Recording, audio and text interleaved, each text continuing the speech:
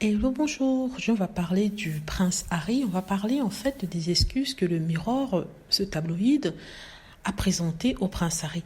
Et par rapport à cela, ça met mal le palais de Buckingham et aussi Kensington Palace parce que, si vous vous souvenez, on avait dit que le prince William avait signé un accord avec les tabloïds afin de ne pas révéler qu'ils avaient obtenu des informations de façon illégale et peut-être même posté des mouchards sur son téléphone pour écouter les conversations. Ça, c'est en 2020 qu'il a signé cet accord-là.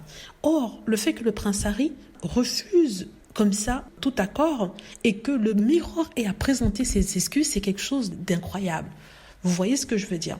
Donc ici, le prince William est vu comme quelqu'un de faible, quelqu'un qui préfère ses propres intérêts que lutter pour la justice et pour les personnes qui n'ont pas la possibilité de se battre contre des grands tabloïds comme le Mirror, alors que le prince Harry le fait ici. Il y a d'ailleurs une discussion qui a eu lieu sur une chaîne anglaise où un monsieur disait en fait que l'action du prince Harry prouve que, un, il n'a pas besoin de l'argent de la famille royale, il est riche lui-même, et deux, il n'a pas besoin de l'argent des tabloïds vu qu'il est riche et qu'il le fait pour les autres, qu'il le fait pour tous ceux qui ont été utilisés, abusés par ces médias.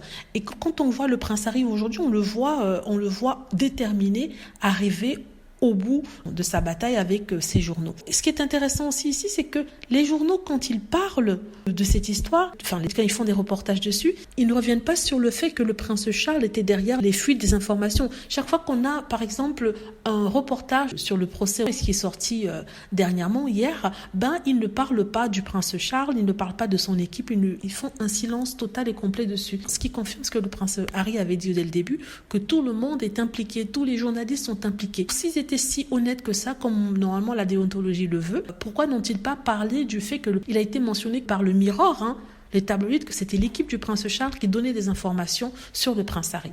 Voilà, dites-moi ce que vous en pensez. J'espère que vous avez aimé la vidéo. N'hésitez pas à cliquer sur like si c'est le cas, à vous abonner pour plus de vidéos et à cliquer sur la petite cloche afin d'être averti lorsque je poste une nouvelle vidéo.